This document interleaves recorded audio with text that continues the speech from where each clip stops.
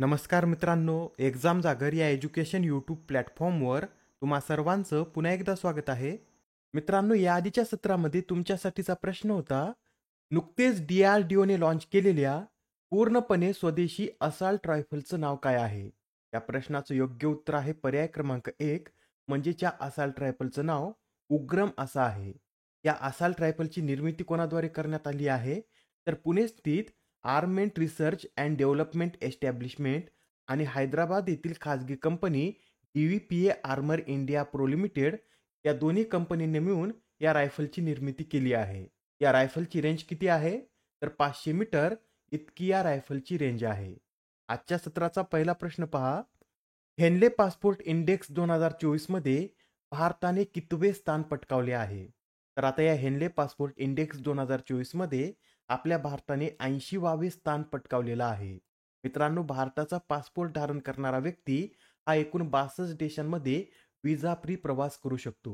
बरं, भारतासह 80व्या स्थानावर अजून कोणता देश आहे? तर उझबेकिस्तान हा देश सुद्धा भारतासह 80व्या स्थानावरच आहे. मित्रांनो, भारत या रँकिंगमध्ये गेल्या वर्षी 85व्या क्रमांकावर होता. यावर्षी भारताच्या पासपोर्टमध्ये सुधारणा होऊन भारत हा 80व्या क्रमांकावर आलेला आहे. बरं, या रँकिंगमध्ये पहिल्या क्रमांकावर कोणता देश आहे? तर यावर्षी या रँकिंगमध्ये पहिल्या क्रमांकावर एकूण 6 देशांनी स्थान मिळवलेलं आहे. व ते देश कोणकोणते? तर France, Germany, Italy, Japan, Singapore आणि स्पेन या 6 देशांनी यामध्ये प्रथम स्थान मिळवलेलं आहे. व या 6 देशाचे पासपोर्ट धारण करणारे व्यक्ती 194 देशामध्ये विजा फ्री प्रवास करू शकतात. बरं, भारताचे जे शेजारी देश आहेत त्यांची क्रमवारी सुद्धा आपण पाहून घेऊया. तर पहा, चीन यामध्ये 51व्या क्रमांकावर आहे, श्रीलंका 96व्या, बांगलादेश 97, नेपाळ 98, तर पाकिस्तान 101व्या क्रमांकावर आहे. या रँकिंगमध्ये सर्वात शेवटी म्हणजेच 104व्या क्रमांकावर कोणता देश आहे? तर अफगाणिस्तान हा या रँकिंगमध्ये 104व्या क्रमांकावर आहे. अफगाणिस्तानचा पासपोर्ट धारक व्यक्ती फक्त 28 देशांमध्येच विजा फ्री प्रवास करू शकतो. यासहज हे सुद्धा नोट करून घ्या, हेनले पासपोर्ट इंडेक्स हा 2006 पासून प्रकाशित करण्यात येत आहे. प्रश्न क्रमांक दुसरा. स्वच्छ सर्वेक्षण 2023 नुसार 1 लाखाहून कमी लोकसंख्या असलेल्या शहरांमध्ये कोणत्या शहराने प्रथम स्थान पटकावलं आहे? तर या स्वच्छ सर्वेक्षण 2023 नुसार 1 लाखाहून कमी लोकसंख्या असलेल्या शहरांमध्ये महाराष्ट्रातील सासवड या शहराने प्रथम स्थान पटकावलं आहे. यामध्ये दुसऱ्या क्रमांकावर कोणतं शहर आहे? तर छत्तीसगडमधील पाटण आहे. तिसऱ्यावर महाराष्ट्रातील लोणावळा, चौथ्यावर कराड व 5व्या क्रमांकावर देखील महाराष्ट्रातील पाचगणी हे शहर आहे. मित्रांनो, ही जी क्रमवारी आहे यामध्ये पहिल्या 10 पैकी 8 शहरं ही महाराष्ट्रातीलच आहेत. त्यामुळेच यावेळेसच्या स्वच्छ सर्वेक्षण 2023 मध्ये महाराष्ट्र हे सर्वात स्वच्छ राज्य ठरलेलं आहे. यासहज हे सुद्धा नोट करून घ्या, चंदीगडला सर्वोत्कृष्ट सफाई मित्र सेफ सिटी पुरस्काराने सन्मानित करण्यात आला आहे. तर स्वच्छ भारत नागरी अभियानाअंतर्गत पाचगणी गिरीस्थान पालिकेस पश्चिम विभागातील प्रथम क्रमांक मिळाला आहे. बरं, या पुरस्कारामध्ये कोणते छावणी शहर हे सर्वात स्वच्छ शहर ठरलं आहे? तर मूळ कॅन्ट हे छावणी शहर हे सर्वात स्वच्छ शहर ठरलं आहे. त्यानंतर यामध्ये दुसऱ्या क्रमांकावर महाराष्ट्रातील देवळाली कॅन्ट, तिसऱ्या क्रमांकावर गुजरातमधील अहमदाबाद कॅन्ट, चौथ्या क्रमांकावर तेलंगणामधील सिकंदराबाद कॅन्ट, तर 5वा क्रमांक अहमदनगर कॅन्टनं पटकावला आहे. गंगा टाउन श्रेणीमध्ये गंगा किनाऱ्यावरील सर्वात स्वच्छ शहर हे वाराणसी ठरलं आहे. तर दुसरा क्रमांक यामध्ये उत्तर प्रदेशमधीलच प्रयागराजने पटकावलेला आहे. आणि मित्रांनो, हे जे स्वच्छ सर्वेक्षण होतं याची ही 8वी आवृत्ती होती व या 8व्या आवृत्तीची थीम काय होती? तर वेस्ट टू वेल्थ म्हणजेच कचऱ्यातून संपत्ती अशी याची थीम होती. आणि जे स्वच्छ सर्वेक्षण आहे याची सुरुवात 2016 मध्ये झाली होती व त्यावेळेस यामध्ये फक्त 73 प्रमुख शहरांचा समावेश होता. पण आता 2023 मध्ये या सर्वेक्षणात एकूण 4477 शहरांचा समावेश आहे. नेक्स्ट क्वेश्चन पहा. CNN न्यूज 18 द्वारे उत्कृष्ट कामगिरीबद्दल इंडियन ऑफ द इयर 2023 या पुरस्काराने कोणाला सन्मानित करण्यात आले?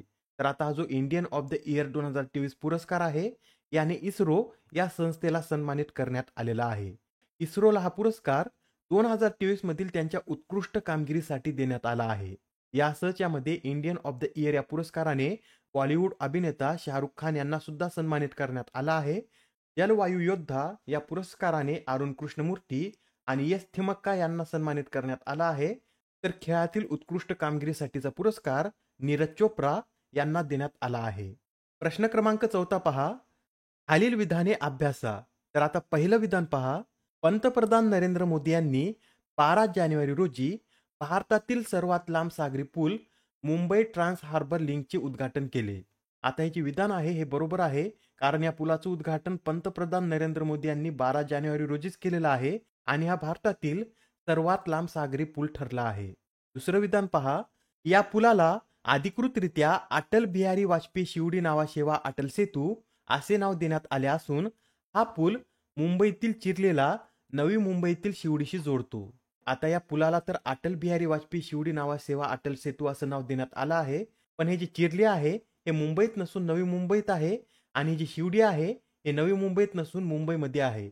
इथे या ठिकाणांची अदलाबदल केली आहेत, कारण हा जो पूल आहे हा मुंबईतील शिवडीला नवी मुंबईतील चिरलेशी जोडतो. यासाठी दुसरं विधान चुकीचं ठरतं. तिसरं आणि शेवटचं विधान पहा.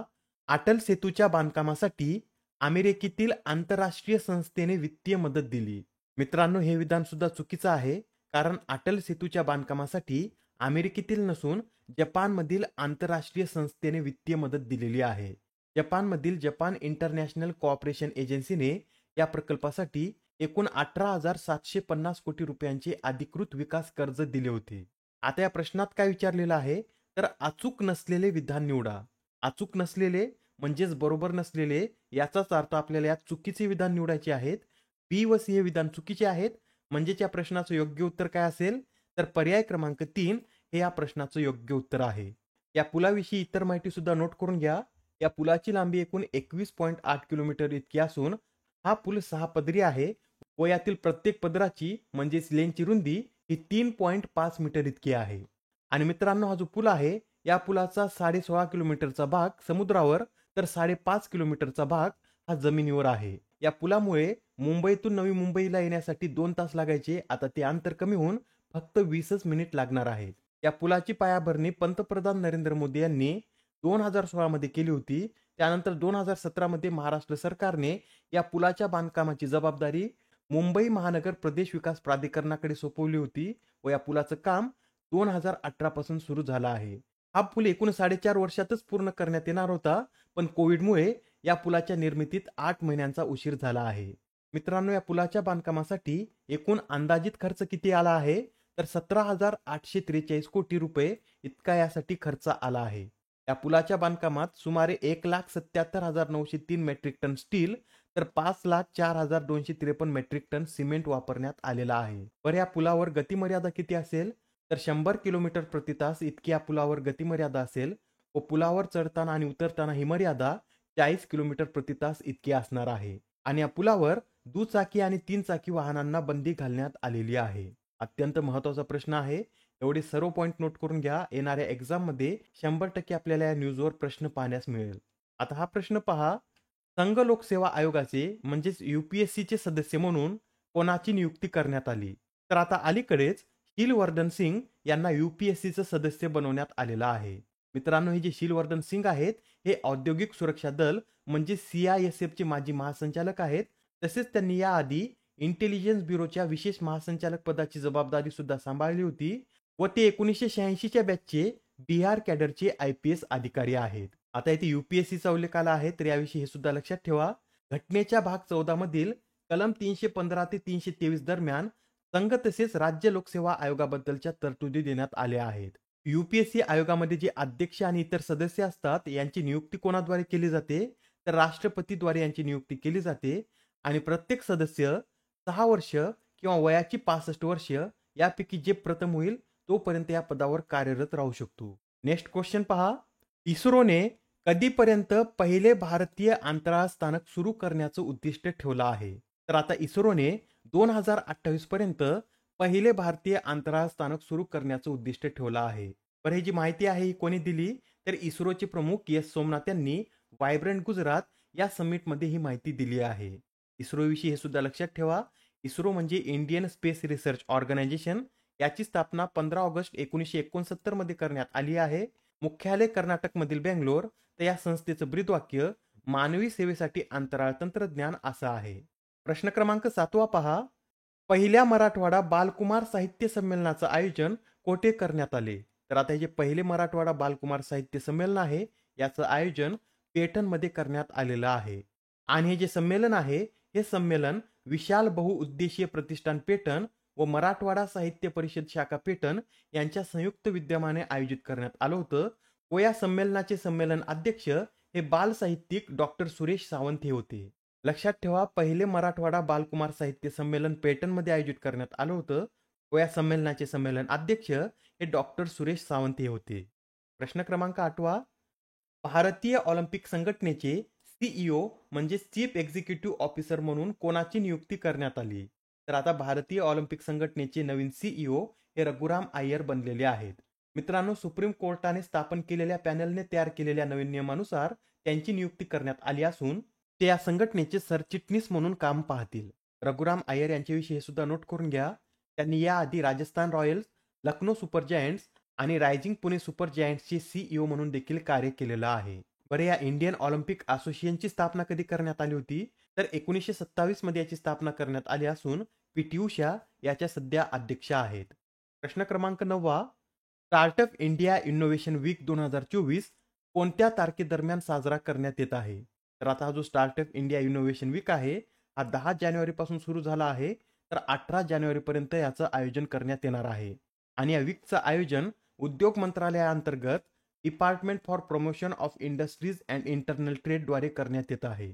आजच्या सत्रामधील तुमच्यासाठीचा प्रश्न पहा, 27व्या राष्ट्रीय युवा महोत्सवाचे आयोजन कोठे करण्यात येत आहे? आता या प्रश्नाचं उत्तर कमेंटमध्ये देण्याचा प्रयत्न करा. उत्तर चुकलं तरी काय हरकत नाही, कारण ज्यावेळेस तुम्हाला या प्रश्नाचं योग्य उत्तर माहित होतं त्यावेळेस हा प्रश्न तुमच्या दीर्घकाळापर्यंत लक्षात राहतो. तर आता पुढच्या सत्रामध्ये पुन्हा भेटूया. धन्यवाद.